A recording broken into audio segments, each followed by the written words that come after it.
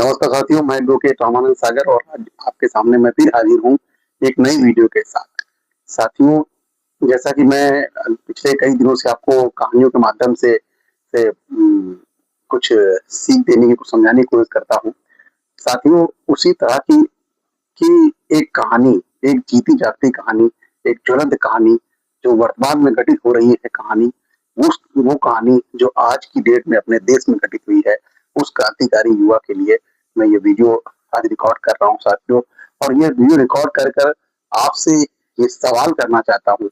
ये ये आपसे एक सवाल है, इस देश के एक सिस्टम से एक सवाल है कि ये ये जो कहानी है, इस कहानी का अंत क्या होगा और इस देश के युवाओं का क्या होगा, ये आपसे प्रश्न साथियों। तो साथियों, ये आप लोगों ने, जैसा कि आप लोगों को ज्ञात होगा, आप लोगों को पता होगा कि बिहार में भरत तिवारी, जी हाँ साथियों, ये कहानी है बिहार के भोजपुर गांव के भरत तिवारी की। जी हाँ साथियों, ये भरत तिवारी है। ये ये वो भरत तिवारी हैं जिनके सर पर क्रांतिकारी युवा बनने का की सनक सवार हो गई थी। कि वो क्रांतिकारी है जो सिस्टम को बदलना चाहता था। ये वो क्रांतिकारी है जो देश में मरे हुए सिस्टम को जगाना चाहता था। ये वो क्रांतिकारी था जो अपने गांव में अपने जिले में जहां पर वो रहता था, वहां के सड़ गए सिस्टम पे, खराब गले सिस्टम को वो सही करना चाहता था और वहां के बाढ़ पीड़ितों की हिमायत करना चाहता था। साथियों, वो जिस गांव भोजपुर गांव में रहता था साथियों, तो साथियों उस गांव में प्रतिवर्ष बाढ़ की समस्याएं होती थी। उस बाढ़ की समस्याओं को लेकर वो शासन और प्रशासन के खिलाफ आवाज उठाया करता था। वो वर्तमान सरकार के खिलाफ आवाज उठाया करता था। तो साथियों, पर उस आवाज को किस तरह से दफन कर दिया गया साथियों, इस बात की चर्चा मैं आपसे करने आया हूँ। आपको बताने आया हूँ कि आपके देश का एक नौजवान हीरा, एक नौजवान क्रांतिकारी आज अपनी जोरदार बुलंद आवाज के साथ साथ आज इस दुनिया में मौन हो गया।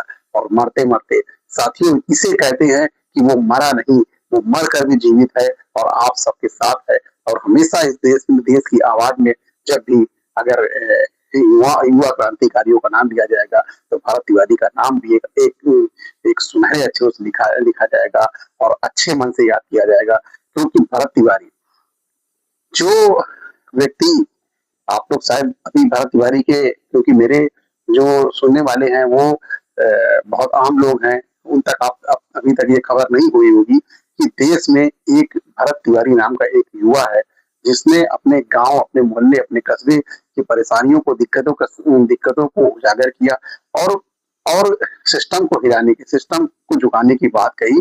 और वो जानता था, क्योंकि आज के परिवेश में भगत सिंह हर आदमी चाहता है, हर आदमी चाहता है कि भगत सिंह पैदा हो, पर वो मेरे घर में नहीं, वो मेरे पड़ोसी घर में पैदा हो, मेरे मेरे बगल वाले घर में पैदा हो, आपके घर में पैदा हो।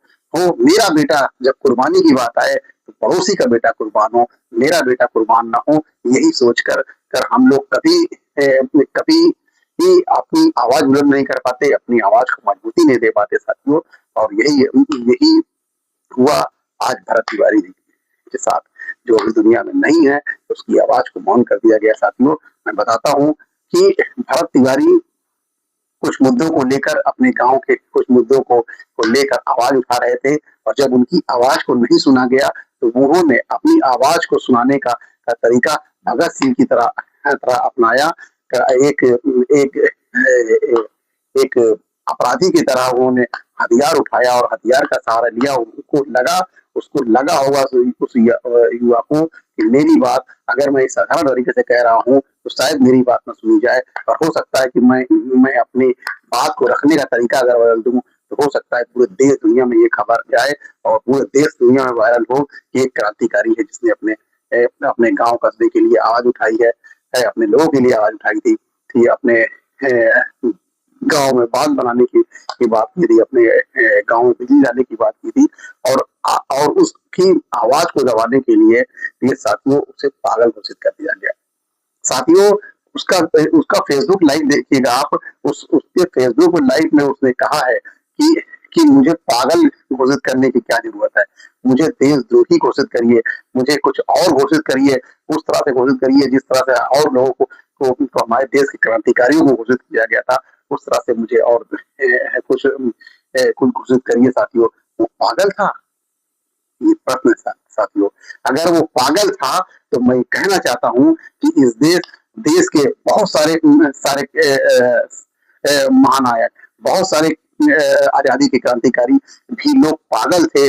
जो लोग, मैं कहना चाहता हूँ कि पागल थे तो वो इस देश के पहले पागल हमारे देश के राष्ट्रपिता महात्मा गांधी जी, जो बैरिस्टर होने के साथ-साथ एक राजघराने से होने के साथ-साथ इतने पढ़े लिखे, इतनी डिग्री होने के बावजूद भी अपने कपड़े उतार कर वो पूरी जिंदगी एक धोती कुर्ता पे अपनी धोती पहनकर भारत को आजादी दिलाने का काम करते हैं।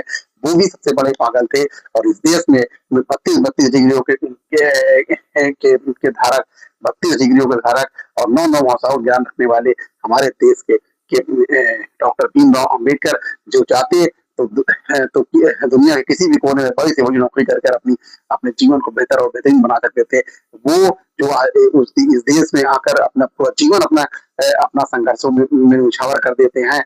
ऐसे बहुत सारे जन्म से हमारे क्रांतिकारी इस देश के अंदर हुए, भगत सिंह, चंद्रशेखर आजाद, ऐसे बहुत सारे जन्म से क्रांतिकारी हैं जिन्होंने भगत सिंह जिन्होंने 21 साल की उम्र में हंसते-हंसते अपने फांसी के फंदे पर चढ़ने का काम किया। वो भी पागल हैं। मैं कहता हूँ कि वो सब लोग पागल हैं जिन्होंने देश के लिए अपनी जान दिया, अपनी आहुतियाँ दिया और मैं कहता हूँ कि आज के डेट में वो भी पागल हैं जो आज की डेट में -10 डिग्री के सेंटीग्रेड पर बॉर्डर पे हमारे लिए खड़े रहते हैं, रिवॉल्वर लेकर हमारे देश की रक्षा के लिए, हमारी रक्षा के लिए वो रात भर इसलिए जागते हैं कि हम चैन से सो सकें। तो मुझे लगता है कि वो भी पागल हैं। इस देश के अंदर जो भी सिस्टम के प्रति आवाज उठाता है वो पागल है। इस देश के अंदर जो भी लोग परिवर्तन की बात करते हैं वो पागल हैं। इस देश में मैं पागल हूँ, इस देश में वो हर आदमी आवाज उठाने वाला पागल है और मैं ये बात दावे के साथ कह सकता हूँ, हर उस क्रांतिकारी का, हर उस आवाज उठाने वाले का, हर उस आवाज बुलंद करने वाले व्यक्ति का अंजाम इस देश के अंदर यही होने वाला है जो भरत तिवारी जी के साथ हुआ। साथियों, ये प्रश्न है, इस प्रश्न को आप जरूर उठाइएगा और अगर आपके अंतरात्मा में ये बात अगर महसूस हो कि आप भी इस देश के लिए पागल है, आप भी इस देश के क्रांतिकारी हैं, आप भी अपनी आवाज उठाकर उन पागलों के श्रेणी में शामिल होना चाहते हैं, तो मैं कहता हूं कि हाँ, मैं पागल हूं, मैं इस देश के लिए पागल हूं, मैं इस देश में सही की आवाज उठा रहा हूं। मुझे पागल नहीं, देशद्रोही कहो। जिस तरह से भारत तिवारी क्रांतिकारी ने अपनी बातों को कहा और मैं सलूट करता हूँ ऐसे भरत तिवारी को जो हंसते-हंसते जिन्होंने शहादत को अपनाने का काम किया है। वो पागल नहीं, वो क्रांतिकारी था। तुम्हें सलूट है हमारा और हमारे जैसे हजारों लाखों युवा आपको सैल्यूट करते हैं। आपका बलिदान व्यर्थ नहीं जाएगा। ये हम जैसे नौजवान आपसे वादा करते हैं। भारत माता की जय, वंदे मातरम। बहुत बहुत धन्यवाद।